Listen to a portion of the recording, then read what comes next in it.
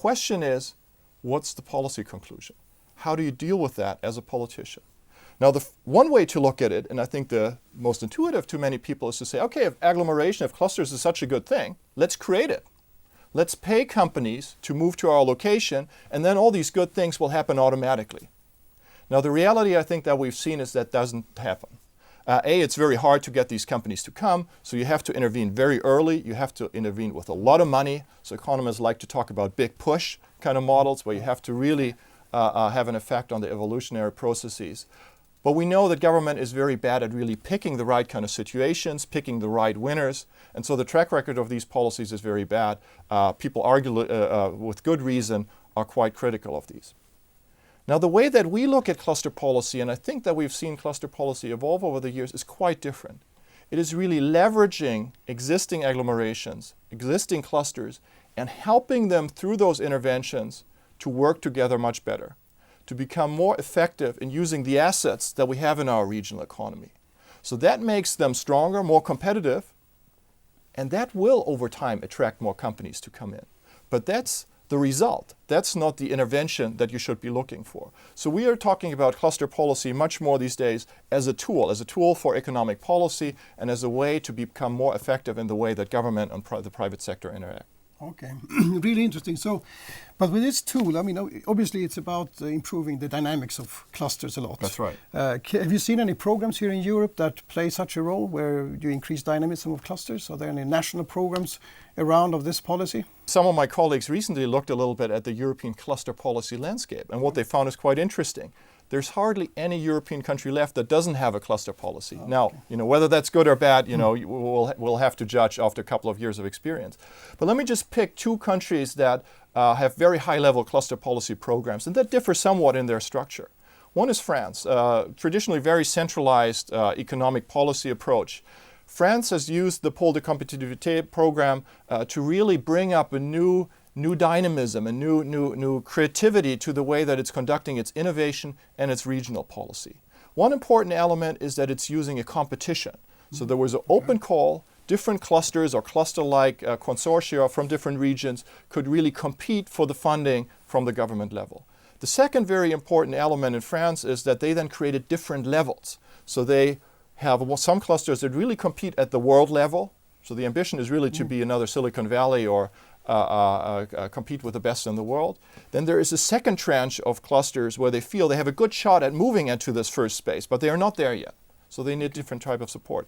And then there's a third level, which is much more the regional clusters, the regional interaction. Still very important, a lot of jobs, very important for regional economies, but not necessarily competing at the global level. Another example is Germany. Very different structure, federal structures. You have the lenders that are very important in economic development. And here we have an interesting mosaic of different types of programs that have been started. Most of the Bundesländer, the federal states, are running their own cluster programs for the more regional-oriented clusters.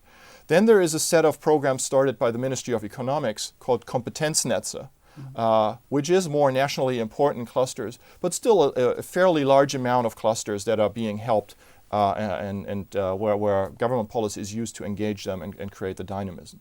And then recently, the Ministry of Science and Technology has added to that what they call the Spitzencluster competition, where it's really about the top clusters in the country where they feel that innovation needs to make a step change in the type of technologies that's being used, where it's only possible if you take together world-class companies, small and large, and world-leading research institutions, and then the government money can really help to kind of be the engine that helps them to come together and really make the necessary investments to move forward. So two different programs, and you really see that there is a very important element is how does that fit into the institutional structure of your government apparatus in order to make it work. Okay. Thank you, Christian, for that. Very interesting. So now we have talked about cluster policy at the level of the European Union and also at the level of nation states. But there is also a lot of cluster policy and development at the level of regions all around Europe and the rest of the world. So let's turn to that. And for this, I brought two experts to the studio here today. And I would like to introduce first Madeleine Smith, formerly with Scottish Enterprise and now with the consulting group ECOS. Hello. Welcome here. And Werner Pamminger, Director for the Clusterland Upper Austria based in Linz. You're both very welcome here. So I know in Scotland you have worked for at least a couple of decades with cluster policy around developing a few clusters in Scotland. Could you give us a bit of your experience from how does this work? Has it been good? Have you had any major problems and so forth? Sure. Scotland got involved in cluster policy at a regional level at a quite early stage in the early 90s. I think it was one of the first regions to really take cluster policy quite seriously. And that's changed over time as markets have changed. But I think one of the things that I've seen, you could say that clusters are sector-specific regional innovation systems. So you're bringing together the different actors within the innovation system. So companies and business is very important, but also research and academia and the government agencies all working together on a collaborative strategy. Yeah. I think one of the things that we've learned is that you really must build on a strength. You can't make a cluster out of nothing. You've got to have something to build on. And also another important aspect is that companies and businesses and organisations in general collaborate for a reason. So you have to find that genuine reason for them to come together and begin to understand how a cluster develops from just being a collection of organisations to ones which start to cooperate together and the trust begins to build, and then you might see deeper levels of collaboration. So cluster policies can help facilitate that kind of development. Yeah.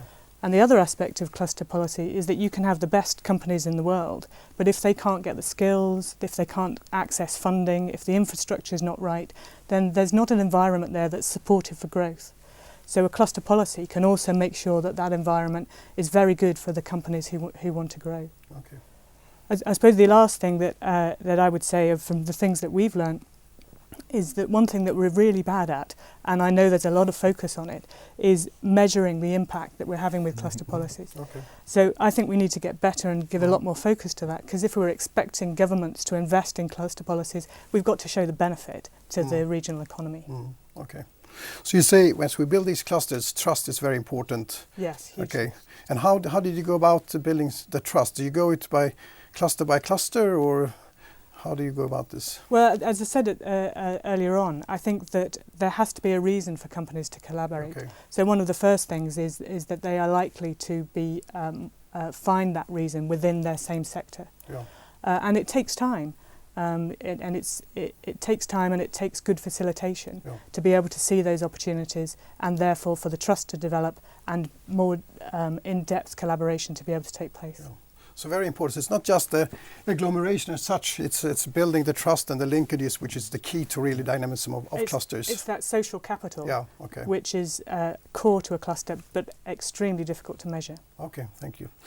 So let me turn to you, Werner. You have experience from Austria, and I understand that in the beginning the government was quite involved in setting up the clusters and so forth, but then it has evolved over these years. So can you give us a little bit about the story of how it developed in Austria? That's right, Göran. At the beginning it was basically a top-down setup of the cluster initiatives, which means that the government, the regional government, decided on a cluster policy which was focusing on the real existing strengths. And I have the exactly same findings as you, Madeline, that it is about setting the cluster support structures where you have existing strengths and not where you want to have them or where you want to attract foreign direct investment.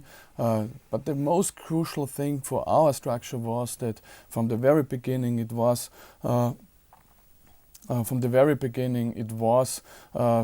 considered as a private-public partnership funding structure, which means there is a upfront investment by the state of Upper Austria, but then over time companies and the industry was paying more and more for these initiatives, and